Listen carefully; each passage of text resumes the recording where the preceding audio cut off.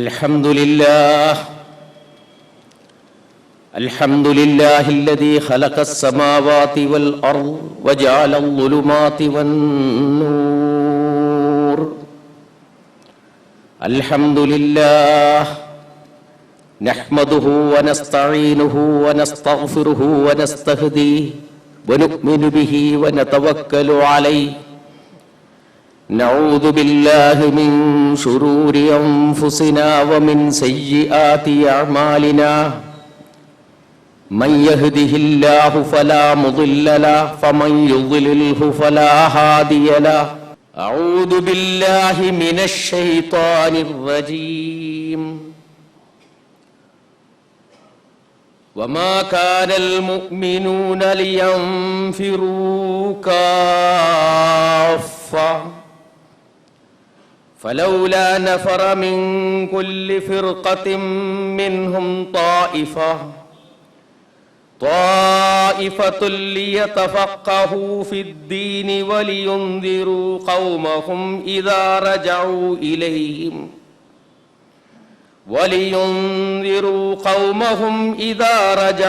إليهم لعلهم يحذرون. صدق الله العلي العظيم. പ്രിയമുള്ള സഹോദരന്മാരെ, സഹോദരിമാരെ, ജീവിതത്തിൻ്റെ എല്ലാ മേഖലകളിലും അള്ളാഹുവിൻ്റെ വിധിവിലക്കുകൾ പാലിക്കണമെന്നും എന്നോടെന്ന പോലെ നിങ്ങളോടും വളരെ കണിശമായി ഞാൻ വസിയ്യത്ത് ചെയ്യുകയാണ്. ദീനുൽ ഇസ്ലാം വിജ്ഞാനത്തിന് നൽകിയിട്ടുള്ള പ്രാധാന്യത്തെക്കുറിച്ച് മുസ്ലിം സമൂഹത്തിന് നല്ല അറിവും ബോധ്യവുമുണ്ട്. വിജ്ഞാനത്തിൻ്റെ പ്രാധാന്യത്തെ വേണ്ടവിധം മനസ്സിലാക്കാത്ത പതിറ്റാണ്ടുകളും നൂറ്റാണ്ടുകളും മുസ്ലിം സമൂഹത്തിന് കഴിഞ്ഞുപോയിട്ടുണ്ടെങ്കിലും ഇന്ന് മുസ്ലിം സമൂഹം വിജ്ഞാനത്തിൻ്റെ പ്രാധാന്യത്തെക്കുറിച്ചും ദീനുൽ ഇസ്ലാം അതിന് നൽകിയിട്ടുള്ള സ്ഥാനത്തെക്കുറിച്ചും ശരിയാം വണ്ണം മനസ്സിലാക്കി കഴിഞ്ഞിട്ടുണ്ട്. അതിൻ്റെ അടിസ്ഥാനത്തിൽ ഓരോ രക്ഷിതാവും തൻ്റെ കുട്ടിയെ അല്ലെങ്കിൽ കുട്ടികളെ ഏറ്റവും ഉചിതമായ, ഏറ്റവും നിലവാരമുള്ള വിദ്യാഭ്യാസം നൽകുന്നതിൽ താൽപര്യം കാണിച്ചുകൊണ്ടിരിക്കുന്നു. അതിൻ്റെ ഫലം മുസ്ലിങ്ങൾ എവിടെയൊക്കെ അധിവസിച്ചുകൊണ്ടിരിക്കുന്നുണ്ടോ അവിടങ്ങളിൽ വളരെ പ്രത്യക്ഷത്തിൽ തന്നെ കാണാൻ കഴിയുകയും ചെയ്യുന്നു. വിജ്ഞാനം ഏതു തരത്തിലുള്ളതാണ് എന്നത് ഇസ്ലാമിന് പ്രശ്നമല്ല. ശാസ്ത്രജ്ഞാനമാകാം, സാങ്കേതിക ജ്ഞാനമാകാം, തത്വജ്ഞാനമാകാം, അർത്ഥശാസ്ത്രമാകാം. ഏത് ശാസ്ത്രശാഖകളും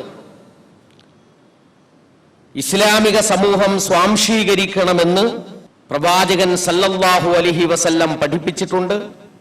വിശുദ്ധ ഖുർആൻ അതിന് പ്രചോദനം നൽകിയിട്ടുണ്ട്. ഏത് വിജ്ഞാന ശാഖയും മനുഷ്യൻ ഉപയോഗപ്പെടുത്തുന്നത് വ്യക്തിയുടെയും കുടുംബത്തിൻ്റെയും സമൂഹത്തിൻ്റെയും ഈ ഭൂമിയുടെയും ലോകത്തിൻ്റെയും നന്മയ്ക്ക് വേണ്ടിയായിരിക്കണം എന്നു മാത്രമേ ഉള്ളൂ. സമൂഹത്തിൻ്റെയും ലോകത്തിൻ്റെയും നന്മയ്ക്കുതകാത്ത വിജ്ഞാനം ഞങ്ങൾക്ക് തരരുത് എന്നാണ് ഒരു വിശ്വാസിയുടെ പ്രാർത്ഥന. ഉപകാരമുള്ള വിജ്ഞാനം ലഭ്യമാകാനും നേടിയെടുത്ത വിജ്ഞാനം കൊണ്ട് ഉപകാരമുണ്ടാകാനുമുള്ള പ്രാർത്ഥന ഒരു വിശ്വാസിയുടെ ജീവിതത്തിൽ നിത്യമായി നിലനിൽക്കുന്നുണ്ട് എന്ന് നമുക്ക് കാണാൻ കഴിയും. എന്നാൽ അള്ളാഹുവിന്റെ ദീനിന്റെ അടിത്തറകളെ കുറിച്ചും അള്ളാഹുവിന്റെ ദീനിന്റെ അധ്യാപനങ്ങളെക്കുറിച്ചും അള്ളാഹുവിന്റെ ദീൻ ഓരോ കാലഘട്ടത്തിലും എങ്ങനെ നടപ്പാക്കണമെന്നതിനെ കുറിച്ചുമുള്ള വിജ്ഞാനം, ആ വിജ്ഞാനത്തെക്കുറിച്ചാണ് നാം ദീനീ വിജ്ഞാനം എന്ന് പറയുന്നത്. ഈ ദീനീ വിജ്ഞാനത്തിന് ഇസ്ലാമിൽ വളരെയധികം പ്രാധാന്യമുണ്ട്. പ്രാധാന്യമുണ്ടെന്ന് മാത്രമല്ല, വളരെ നിർണായകമായ സന്ദർഭങ്ങളിലെല്ലാം തന്നെ വിശുദ്ധ ഖുർആൻ അത് ഇസ്ലാമിക സമൂഹത്തെ ഓർമ്മപ്പെടുത്തിയിട്ടുമുണ്ട്. ഞാൻ നിങ്ങളുടെ മുമ്പാകെ ഓതിവെച്ച ഒരു ആയത്ത് പ്രത്യേകം ശ്രദ്ധയോടുകൂടി പഠിക്കപ്പെടേണ്ടുന്ന ഒരായത്താണ്. ഈ ആയത്ത് വിശുദ്ധ ഖുർആനിൽ നിലകൊള്ളുന്നത് സൂറത്തു തൗബയിലാണ്. ഈ ആയത്ത് അവതീർണമായിട്ടുള്ളത് പ്രവാചകൻ സല്ലല്ലാഹു അലൈഹി വസല്ലമയുടെ ജീവിതത്തിലെ ഒരു പ്രത്യേക ഘട്ടത്തിലാണ്. ആ പ്രത്യേക ഘട്ടത്തെ അവലോകനം ചെയ്തുകൊണ്ടും മുസ്ലിം സമൂഹത്തിന് ആവശ്യമായ നിർദ്ദേശങ്ങൾ നൽകിക്കൊണ്ടും അവതരിപ്പിക്കപ്പെട്ടിട്ടുള്ള സൂറത്താണ്, അധ്യായമാണ് സൂറത്തു തൗബ. തബൂക്ക് യുദ്ധത്തിൻ്റെതാണ് പശ്ചാത്തലം. തബൂക്ക് യുദ്ധം വളരെയധികം ഗൗരവപ്പെട്ട ഒരു യുദ്ധമാണ്. 10-20 വർഷം പ്രവാചകൻ സല്ലല്ലാഹു അലൈഹി വസല്ലമയും അദ്ദേഹത്തിന്റെ കൂടെയുണ്ടായിരുന്ന സഹാബികളും കഠിനാധ്വാനം ചെയ്തുകൊണ്ടാണ് ഇസ്ലാമിക ദർശനത്തെയും ഇസ്ലാമിക പ്രസ്ഥാനത്തെയും ജസീറത്തുൽ അറബിൽ വളർത്തിയെടുത്തിട്ടുള്ളത്.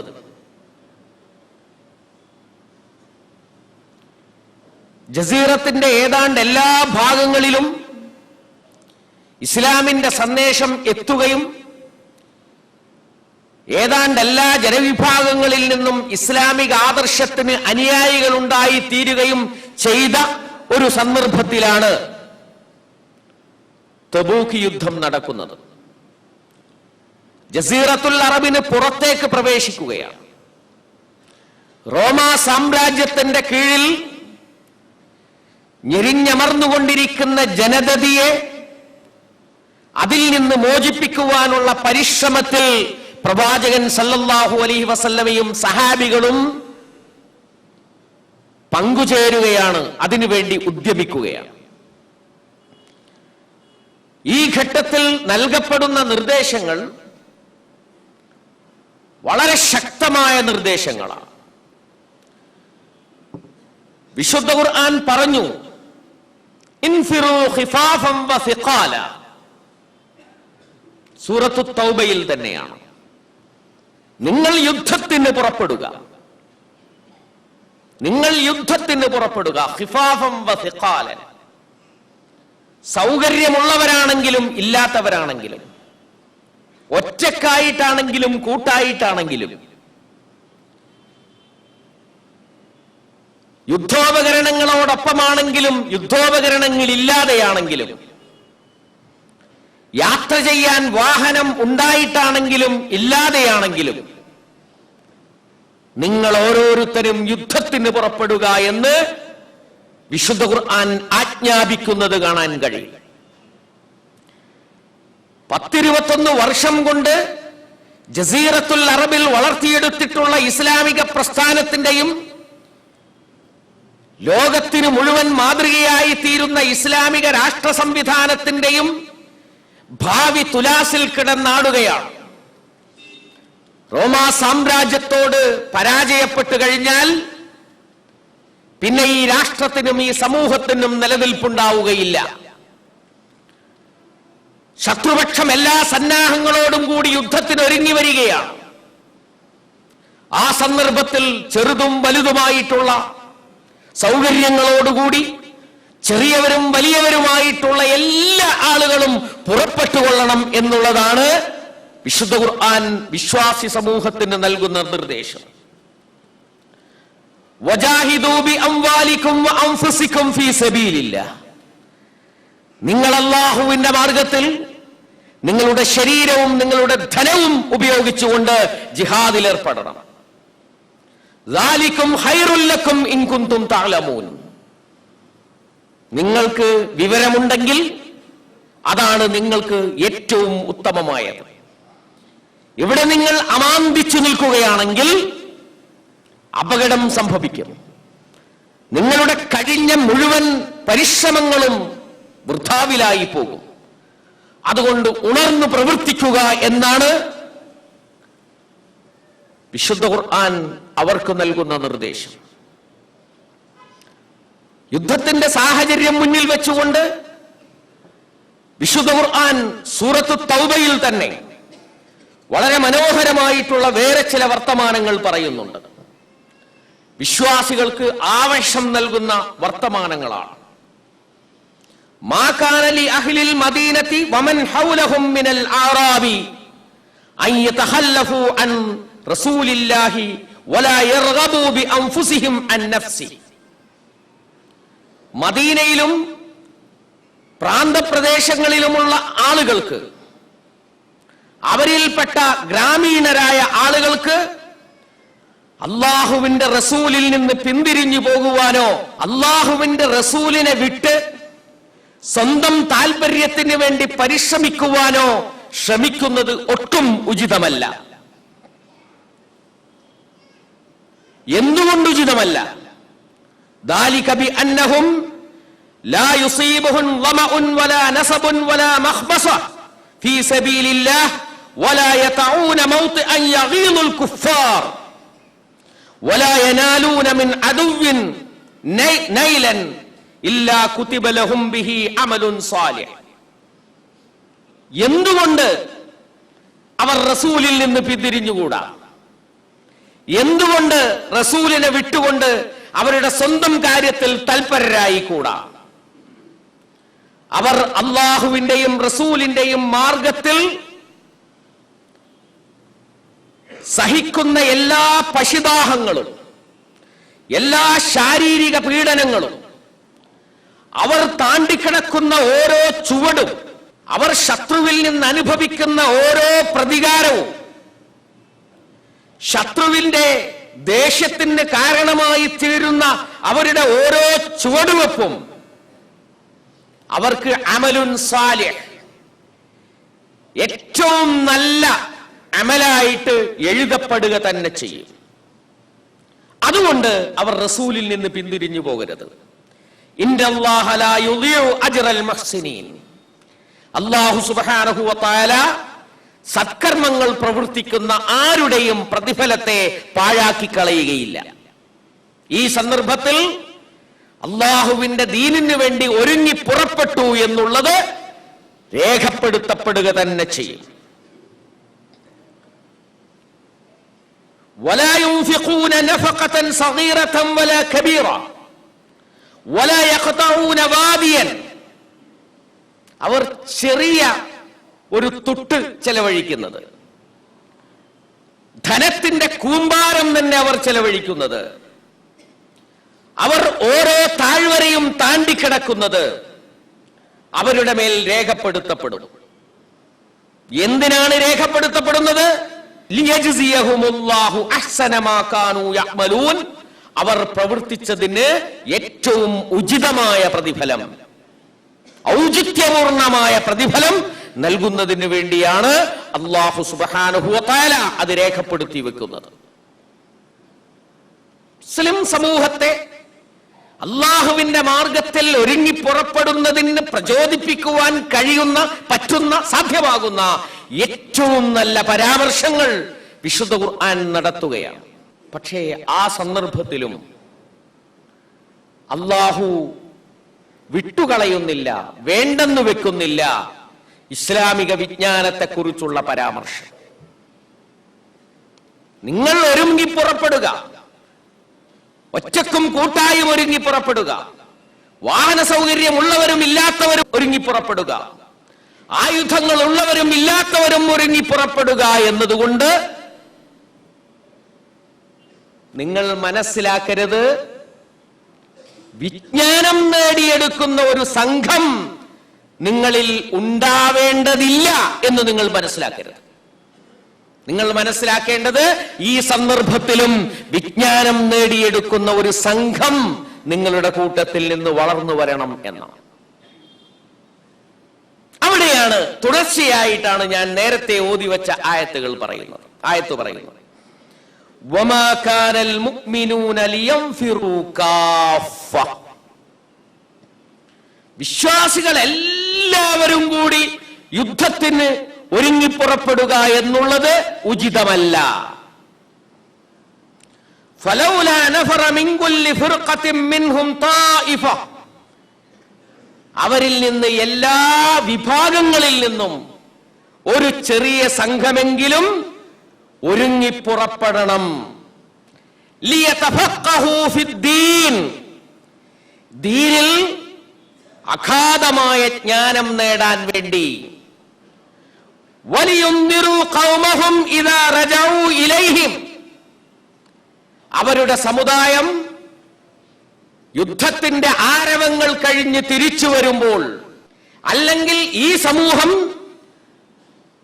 തങ്ങളുടെ അടിസ്ഥാന സമൂഹത്തിലേക്ക് തിരിച്ചെത്തുമ്പോൾ അവർക്ക് മുന്നറിയിപ്പ് നൽകാൻ, അവർക്ക് താക്കീത് നൽകാൻ, ഇസ്ലാമിന്റെ അടിസ്ഥാനങ്ങൾ അവരെ പഠിപ്പിക്കാൻ, ഇസ്ലാമിന്റെ കർമ്മശാസ്ത്ര വിധികൾ അവർക്ക് പറഞ്ഞു കൊടുക്കുവാൻ, സത്യവും അസത്യവും ഏത് എന്ന് വിവേചിച്ചവർക്ക് മനസ്സിലാക്കി കൊടുക്കുവാൻ, ധർമ്മ അധർമ്മ വിവേചനം അവരിൽ ഉണ്ടാക്കി തീർക്കുവാനും ധർമ്മത്തെ പുൽകുവാനുള്ള ശേഷി അവർക്കുണ്ടാകുവാനും വേണ്ടി ഒരു വിഭാഗം മാറി നിൽക്കണം. അവർ ദീനിൽ വിൽപ്പത്തി നേടണം. ലഅല്ലഹും യഹ്ദറൂൻ. ഇങ്ങനെ ഒരു സംഘം ബോധപൂർവം ഗൗരവപൂർവം പ്രവർത്തിക്കുമ്പോഴാണ് ആ സമൂഹത്തിന്, സമുദായത്തിന് അള്ളാഹുവിനെ സൂക്ഷിക്കുവാൻ കഴിയുക എന്ന് വിശുദ്ധ ഖുർആൻ പറഞ്ഞു വെക്കുകയാണ്. ഈ സന്ദർഭത്തിൽ മക്കയുടെയും മദീനയുടെയും പ്രാന്തപ്രദേശങ്ങളിലുള്ള ഒരുപാട് ഗ്രാമീണരായ അറബികൾ ഇസ്ലാം സ്വീകരിച്ചു കഴിഞ്ഞിരുന്നു. പക്ഷെ ഇസ്ലാമിന്റെ അടിത്തറ അവർക്ക് മനസ്സിലാക്കാൻ കഴിയുമായിരുന്നില്ല. റസൂലിൽ നിന്നും കിബാർ സഹാബത്തിൽ നിന്നും അവർ വളരെ അകന്നു കഴിയുകയായിരുന്നു. അതുകൊണ്ട് ദുർബല വിശ്വാസം അവരിൽ പല ആളുകളെയും പിടികൂടിയിട്ടുണ്ടായിരുന്നു. ദീനിൽ നിന്നിലേക്ക് കടക്കുന്ന അതേ ലാഘവത്തോടുകൂടി ദീനിൽ നിന്ന് അവർ പുറത്തു പോയിരുന്നു.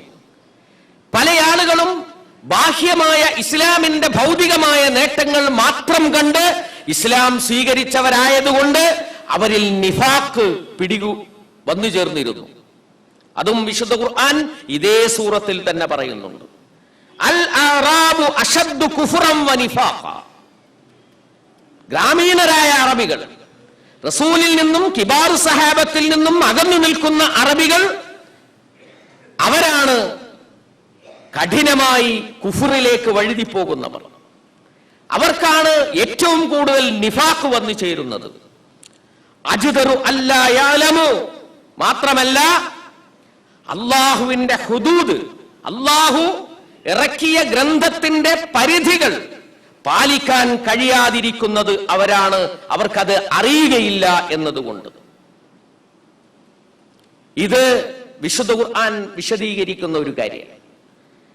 അതുകൊണ്ടാണ് പറയുന്നത്, ഒരു പ്രത്യേക വിഭാഗം, തെരഞ്ഞെടുക്കപ്പെട്ട ഒരു വിഭാഗമെങ്കിലും റസൂലിനോടൊപ്പം, റസൂലിന്റെ സഹാബികളോടൊപ്പം മദീനയിൽ വന്ന് താമസിച്ച് ഇസ്ലാമിന്റെ അടിസ്ഥാനങ്ങളും അധ്യാപനങ്ങളും മനസ്സിലാക്കി അത് ജനങ്ങൾക്ക് പറഞ്ഞു കൊടുക്കുന്നതിനായി ഏത് യുദ്ധ സന്ദർഭത്തിലും ഒഴിഞ്ഞിരിക്കേണ്ടതാണ് എന്ന് പറയുന്നത് ആ സാഹചര്യത്തിലാണ്.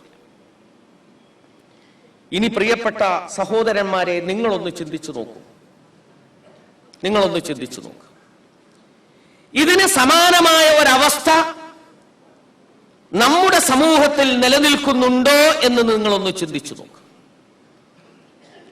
നമ്മുടെ സമൂഹത്തിലെ പൊതു മുസ്ലിങ്ങൾ ഗ്രാമീണരായ അറബികളെ പോലെ ഒട്ടും സംസ്കാരമില്ലാത്തവരാണ് എന്ന് നമ്മൾ വിചാരിക്കുന്നില്ല. ഒരുപാട് സംസ്കാരം അവർക്ക് ലഭ്യമായിട്ടുണ്ട്, യാതൊരു സംശയവും ഇല്ല. എന്നാൽ ഇസ്ലാമിന്റെ അന്തസ്സത്ത എന്താണ്? ഇസ്ലാമിന്റെ സാകല്യം, ഇസ്ലാമാകുന്ന ആ വിശാലമായ ജീവിത വ്യവസ്ഥയുടെ വൈപുല്യം എന്താണ്? ജീവിതത്തിന്റെ ഓരോ വശങ്ങളിലേക്കും അത് നൽകുന്ന അധ്യാപനങ്ങൾ എന്താണ്? ആ അധ്യാപനങ്ങൾ നമ്മുടേതുപോലുള്ള ഒരു ഉത്തരാധുനിക സമൂഹത്തിൽ എങ്ങനെയാണ് അപ്ലൈ ചെയ്യേണ്ടത് തുടങ്ങിയിട്ടുള്ള കാര്യങ്ങളെ സംബന്ധിച്ച് മുസ്ലിം സമൂഹം ഇന്ന് ഇരുട്ടിലാണ് നിലകൊള്ളുന്നത് എന്നതിനെ കുറിച്ച് വളരെ കൂടുതലൊന്നും ഞാൻ വിശദീകരിക്കേണ്ട കാര്യമില്ല. മുസ്ലിം സമൂഹം മുമ്പത്തേതുപോലെ അല്ല, പ്രത്യേകിച്ചും മലബാറിൽ. അവരിൽ നിന്ന് ധാരാളം ഡോക്ടർമാരുണ്ടായിട്ടുണ്ട്, ഒരുപാട് എഞ്ചിനീയർമാരുണ്ടായിട്ടുണ്ട്, ഒരുപാട് വക്കീലന്മാരുണ്ടായിട്ടുണ്ട്, ഒരുപാട് പ്രൊഫഷണൽസ് ഉണ്ടായിട്ടുണ്ട്. അവരിൽ ശാസ്ത്രജ്ഞന്മാരുണ്ട്, സാങ്കേതിക വൈദഗ്ധ്യമുള്ള ആളുകളുണ്ട്, ജീവിതത്തിന്റെ എല്ലാ തലങ്ങളിലും വിരാജിക്കുന്ന ആളുകളുണ്ട്. അൽഹംദുലില്ലാഹ്, മുസ്ലിം സമുദായത്തിന്റെ നേട്ടം വളരെ ശ്രദ്ധേയമായ നേട്ടം തന്നെയാണ്. പക്ഷേ ഒരു മതസമൂഹം എന്നുള്ള നിലയിൽ, ഒരു ആദർശ സമൂഹം എന്നുള്ള നിലയിൽ ഇസ്ലാമിക സമൂഹത്തെ ലീഡ് ചെയ്യേണ്ടത്, ഇസ്ലാമിക സമൂഹത്തെ നയിച്ചുകൊണ്ടിരിക്കേണ്ടത് മത പണ്ഡിതന്മാരായിട്ടുള്ള ആളുകളാണ്. മതപണ്ഡിതന്മാരാണ് ലീഡ് ചെയ്യേണ്ടത്. മലബാറിലെ മുസ്ലിം സമൂഹം എന്നുള്ളത് ഒരു യൂണിറ്റായി കാണാമെങ്കിൽ ആ സമൂഹത്തെ ഡോക്ടർമാരും എഞ്ചിനീയർമാരും പ്രൊഫഷണൽസും ഭരണാധികാരികളും ടെക്നോക്രാറ്റുകളും ഒക്കെയായിട്ടുള്ള ആളുകളെ ഒരു ആദർശ സമൂഹം എന്നുള്ളതിൽ ലീഡ് ചെയ്യേണ്ടത്, നേതൃത്വം നൽകി മുന്നോട്ട് നയിക്കേണ്ടത് മതപണ്ഡിതന്മാരാണ്, ദീനീ നേതാക്കളാണ്. കേരളം ഒരു യൂണിറ്റായി നാം കാണുകയാണെങ്കിൽ കേരളീയ മുസ്ലിങ്ങളെയും മുന്നോട്ട് നയിക്കേണ്ടത് അത്തരം ആളുകൾ തന്നെയാണ്. അപ്പോൾ ഒരു വിശാലമായ കമ്മ്യൂണിറ്റി എന്നുള്ള നിലയിൽ, ഒരു മഹല്ല് എന്നുള്ള നിലയിൽ, ഒരു ജില്ല എന്നുള്ള നിലയിൽ, ഒരു പഞ്ചായത്ത് എന്നുള്ള നിലയിൽ ഏത് യൂണിറ്റ് എടുത്ത് പരിശോധിച്ചു നോക്കിയാലും ജീവിതത്തിന്റെ വിവിധ മേഖലകളിൽ പണിയെടുത്ത് മുന്നോട്ട് പോയിക്കൊണ്ടിരിക്കുന്ന ജനങ്ങൾക്ക് ഒരാദർശ സമൂഹം എന്നുള്ള നിലയിൽ നേതൃത്വം നൽകേണ്ടത് ദീനീ പണ്ഡിതന്മാരാണ്. ഗ്രാമീണരായ അറബികൾ പ്രവാചകനിൽ നിന്നും സഹാബികളിൽ നിന്നും അകന്നു നിൽക്കുക വഴി തെറ്റാൻ എളുപ്പമായി തീർന്നിട്ടുള്ളത് പോലെ ഇത്തരത്തിലുള്ള മഹാപണ്ഡിതന്മാരുടെ അഭാവം കാരണമായി ജീവിതത്തിന്റെ വിവിധ മേഖലകളിൽ കഴിവ് തെളിയിച്ചുകൊണ്ടിരിക്കുന്ന മുസ്ലിം സമൂഹവും ഒരാദർശ സമൂഹം എന്ന അവസ്ഥയിൽ നിന്ന് വഴിതെറ്റിപ്പോകാനുള്ള സാധ്യതയെ സംബന്ധിച്ച് നമ്മൾ ഒരിക്കലും അശ്രദ്ധമായി കൂടാ. ഏതാനും പണ്ഡിതന്മാർ നമുക്കിടയിൽ നിന്ന് ജീവിച്ചിരിപ്പുണ്ട്. പക്ഷേ വരും തലമുറയിൽ ഇത്രയെങ്കിലും ഗൗരവബോധമുള്ള ആഴമുള്ള പണ്ഡിതന്മാരുണ്ടാകുമോ എന്ന് നാം സംശയിക്കേണ്ടത ഒരു സാഹചര്യത്തിലാണ് നമ്മളുള്ളത്. അതുകൊണ്ട് ഇസ്ലാമിക സമൂഹത്തിന്റെ ഫർള് കിഫായയാണ് ഏതാനും മതപണ്ഡിതന്മാർ, ദീനിന്റെ അടിസ്ഥാനങ്ങളിൽ അവഗാഹമുള്ള, ആധുനിക കാലഘട്ടത്തെക്കുറിച്ച് ജ്ഞാനമുള്ള പണ്ഡിതന്മാർ വളർന്നു വരിക എന്നുള്ളത് എന്ന കാര്യമാണ് ഞാൻ ഇവിടെ സൂചിപ്പിക്കുന്നത്. വിജ്ഞാനത്തെക്കുറിച്ച് റസൂലുള്ളാഹി സ്വല്ലല്ലാഹു അലൈഹി വസല്ലം പല സന്ദർഭങ്ങളിലും നമുക്ക് താക്കീത് നൽകിയിട്ടുണ്ട്. റസൂൽ ഒരിക്കൽ പറഞ്ഞു, ഇന്ന മിൻ അശ്റാത്തിസ് സാഅ അൻ യുർഫഅൽ ഇൽം വയസ്ബുതൽ ജഹൽ. ഖിയാമത്ത് നാളിന്റെ അടയാളങ്ങളിൽപ്പെട്ടതാണ്, അല്ലെങ്കിൽ നിബന്ധനകളിൽപ്പെട്ടതാണ് വിജ്ഞാനം ഉയർത്തപ്പെടുകയും അജ്ഞത സ്ഥാപിതമായി തീരുകയും ചെയ്യുക എന്നുള്ളത്. പലപ്പോഴും അന്ത്യദിനത്തിന്റെ അടയാളങ്ങളും നിബന്ധനകളും പറയുമ്പോൾ മുസ്ലിം സമുദായം സൂക്ഷിക്കേണ്ടുന്ന, ശ്രദ്ധിക്കേണ്ടുന്ന, മുസ്ലിം സമുദായത്തിന് താക്കീതായി തീരേണ്ടുന്ന ആശയങ്ങളാണ് റസൂലുള്ളാഹി സ്വല്ലല്ലാഹു അലൈഹി വസല്ലം പറയാറുള്ളത്. അതുകൊണ്ട് വിജ്ഞാനം ഉയർത്തപ്പെട്ടു പോവുകയും അതുപോലെ അജ്ഞത സ്ഥാപിക്കപ്പെടുകയും ചെയ്യുക എന്നുള്ളത് യഥാർത്ഥത്തിൽ അന്ത്യദിനത്തിന്റെ നിബന്ധനകളിൽപ്പെട്ടതാണ് എന്ന് റസൂലുള്ളാഹി സ്വല്ലല്ലാഹു അലൈഹി വസല്ലം വിശദീകരിക്കുകയാണ്. عن عبد الله بن عمرو بن العاص رضي الله تعالى عنه قال سمعت رسول الله صلى الله عليه وسلم يقول إن الله لا يقبل العلم انتزاعا ينتزعه من العباد. അല്ലാഹു സുബ്ഹാനഹു വ തആല വിജ്ഞാനം ആകാശത്തേക്ക് ഉയർത്തുക എന്ന് പറഞ്ഞാൽ വിജ്ഞാനം ഒന്നടങ്കം ഒറ്റയടിക്ക് ആകാശത്തേക്ക് അങ്ങ് എസർത്തിക്കൊണ്ടുപോവുക എന്നല്ല അർത്ഥം. വലാകിൻ യഖ്ബിലുൽ ഇൽമ ബിഖബ്ലിൽ ഉലമാ. പണ്ഡിതന്മാരെ അല്ലാഹു സ്വീകരിക്കുന്നതിലൂടെ, അല്ലെങ്കിൽ പണ്ഡിതന്മാരുടെ മരണം, നിർബന്ധിതമായ മരണം സംഭവിക്കുന്നതിലൂടെയാണ് ഈ വിജ്ഞാനം ആകാശത്തേക്ക് ഉയർത്തുക എന്ന് പറയുന്നത്. ഹത്താ ഇദാ ലം യുബ്ഖി ആലിമൻ. എത്രത്തോളം എത്തുമെന്ന് ചോദിച്ചാൽ ഒരു ജ്ഞാനി പോലും, വിവരമുള്ള ഒരു ആലിമ് പോലും ബാക്കി നിൽക്കുകയില്ല. അങ്ങനെ വരുമ്പോൾ ഇത്തഖദന്നാസു റൂസൻ ജുഹാല, ജനങ്ങൾ അജ്ഞരായിട്ടുള്ള, വിഡ്ഢികളായിട്ടുള്ള നേതാക്കന്മാരെ നേതാക്കന്മാരായി സ്വീകരിക്കും. ഫസുഇലു ഫഅഫ്തൗ, അവരോട് എന്തെങ്കിലും ചോദ്യം ചോദിക്കാൻ ഉണ്ടാവുകയുള്ളൂ, അവരങ്ങോട്ട് ഫത്വ നൽകും. ബിഗൈരി ഇൽമിൻ, യാതൊരു വിവരവുമില്ലാതെ. ഫളല്ലു, അങ്ങനെ അവർ വഴിപിഴച്ചു പോകും. ഫഅളല്ലു, സമൂഹത്തെ അവർ വഴിപിഴപ്പിക്കുകയും ചെയ്യും.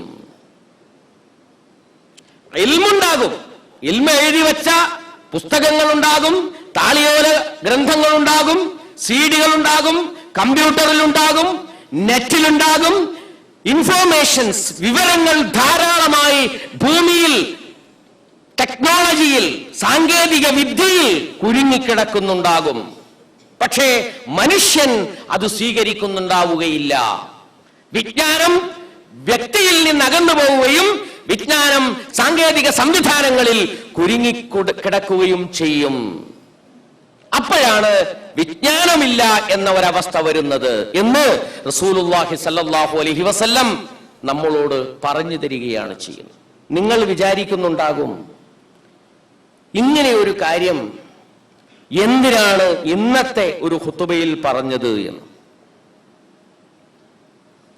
ഇന്നത്തെ ഖുതുബയിൽ ഇത് പറയാൻ കാരണം, 10ാം ക്ലാസ് പരീക്ഷ കഴിഞ്ഞ് നമ്മുടെ കുട്ടികളെ അവരുടെ അഭിരുചി കൂടി പരിശോധിച്ചതിന് ശേഷം വിവിധ തലങ്ങളിലേക്ക് നാം തിരിച്ചുവിടുകയാണ്. +2 വിദ്യാഭ്യാസത്തോടുകൂടിയാണ് സ്കൂൾ വിദ്യാഭ്യാസം അവസാനിക്കുന്നത് എന്നത് ശരിയാണ്. പക്ഷേ 10ാം ക്ലാസ് കഴിയുന്നതോടുകൂടി തന്നെ അവന്റെ അഭിരുചിക്കനുസരിച്ച് വ്യത്യസ്ത ശാഖകളിലേക്ക് അവൻ അല്ലെങ്കിൽ അവൾ പിരിഞ്ഞു പോകും. നമ്മുടെ മുമ്പാകെയുള്ള വിവിധ പരിഗണനകളിൽ കുട്ടിയുടെ അഭിരുചി ഒരു പരിഗണനയാണ്, ഭാവി, സ്കോപ്പ് എന്നൊക്കെ പറയുന്നത് മറ്റൊരു പരിഗണനയാണ്. അങ്ങനെ വ്യത്യസ്ത പരിഗണനയിൽ വളരെ ഗൗരവമുള്ള ഒരു പരിഗണനയായി അല്ലാഹുവിന്റെ വിശുദ്ധ ഖുർആനിന്റെ ഈ നിർദ്ദേശം, പ്രവാചകൻ സല്ലല്ലാഹു അലൈഹി വസല്ലമയുടെ ഈ താക്കീത് മുന്നിൽ വരണം എന്നതുകൊണ്ടാണ് ഈ കാര്യം ഇന്ന് നിങ്ങളുടെ ശ്രദ്ധയിൽപ്പെടുത്തിയിട്ടുള്ളത്. പ്രിയമുള്ള സഹോദരന്മാരെ, സഹോദരിമാരെ, കുട്ടികളുടെ വിദ്യാഭ്യാസത്തിന് വേണ്ടി നാം ധാരാളം കാശ് ചെലവഴിക്കുന്നുണ്ട്. വളരെ നല്ലത്, വളരെ സന്തോഷകരവും പ്രോത്സാഹനജനകവുമായിട്ടുള്ള ഒരു കാര്യമാണത്. പക്ഷെ ഓരോ കുട്ടിയെയും അവന്റെ തന്നെ ഭാവി, ഇഹലോകത്തെയും പരലോകത്തെയും ഭാവി മുന്നിൽ കണ്ടുകൊണ്ട് എങ്ങോട്ട് തിരിച്ചുവിടണം എന്നതിനെ സംബന്ധിച്ച് കുറച്ചുകൂടി ആഴത്തിൽ ചിന്തിക്കുവാൻ നമുക്ക് അവസരമുണ്ടാകേണ്ടതുണ്ട്, നമുക്ക് മാർഗദർശനം ഉണ്ടാകേണ്ടതുണ്ട് എന്നാണ് ഈ സന്ദർഭത്തിൽ നിങ്ങളെ ഉണർത്തുവാനുള്ളത്. സാങ്കേതിക വിദ്യാഭ്യാസം നേടുന്നതിലും നമ്മുടെ പെൺകുട്ടികൾ വളരെ മുന്നിലാണ്. പക്ഷേ സാങ്കേതിക വിദ്യാഭ്യാസം നേടുന്ന മുസ്ലിം പെൺകുട്ടികളിൽ എത്ര ശതമാനമാണ് ജോലിക്ക് പോകുന്നത് എന്ന് നമ്മൾ ആലോചിച്ചിരിക്കണം. ജോലിക്ക് പോകാൻ സാധ്യമല്ലെങ്കിൽ, സാധ്യമല്ലാത്ത ഒരു സാഹചര്യത്തിൽ ആ വിദ്യാഭ്യാസം തന്നെയാണോ നമ്മുടെ പെൺകുട്ടികൾക്ക് നൽകേണ്ടത്? അതല്ല, അടുത്ത തലമുറയെ ഏറ്റവും നന്നായി വളർത്തിയെടുക്കാൻ ശിക്ഷണം നൽകുന്ന വിദ്യാഭ്യാസമാണോ നൽകേണ്ടത് എന്നതിനെ സംബന്ധിച്ചുള്ള ചിന്തയും നമുക്ക് ഈ സന്ദർഭത്തിൽ ആവശ്യമാണ്. ഏത് വിജ്ഞാന ശാഖയെടുത്ത് പഠിക്കുമ്പോഴും അള്ളാഹുവിന്റെ ദീനിനെ സംബന്ധിച്ചുള്ള സാമാന്യ ധാരണ നാം നമ്മുടെ കുട്ടിയിൽ ഉണ്ടാക്കിയെടുത്തിട്ടുണ്ടോ? അള്ളാഹുവിനെ ഓർത്തുകൊണ്ട് ശരിയായ പന്ഥാവിലൂടെ മാത്രം സഞ്ചരിക്കുവാനും വഴി തെറ്റിപ്പോകാതിരിക്കുവാനുമുള്ള ഒരു മനസ്സാക്ഷി, ഒരു കാവൽക്കാരൻ നമ്മുടെ കുട്ടികളുടെ ഉള്ളിൽ പ്രവർത്തിച്ചുകൊണ്ടിരിക്കുന്നുണ്ടോ? അതിന് സമാനമായിട്ടുള്ള ജോലി നമ്മുടെ വീട്ടിൽ വെച്ചും നമ്മുടെ മദ്രസകളിൽ വെച്ചും നമ്മുടെ പള്ളികളിൽ വെച്ചും നമ്മുടെ മറ്റ് സംവിധാനങ്ങളിലൂടെയും സംഘടനാ സംവിധാനങ്ങളിലൂടെയും നാം ചെയ്യുന്നുണ്ടോ എന്ന് നമ്മൾ ആലോചിക്കേണ്ടതാണ്. ഇത്തരം ആലോചനകളിലേക്ക് ഒരു വാതിൽ തുറന്നിടുന്നതിന് വേണ്ടിയാണ് ഇന്നത്തെ ഖുതുബ ഞാൻ ഉപയോഗപ്പെടുത്തിയിട്ടുള്ളത്. കാര്യങ്ങൾ യഥാവിധി മനസ്സിലാക്കുവാനും അള്ളാഹുവിന്റെ ദീനിനു വേണ്ടി പ്രവർത്തിക്കുവാനുമുള്ള തൗഫീഖ് നമുക്ക് അള്ളാഹു നൽകുമാറാകട്ടെ. അഖൂലു ഖൗലി ഹാദാ അസ്തഗ്ഫിറുല്ലാഹ ലീ വലക്കും.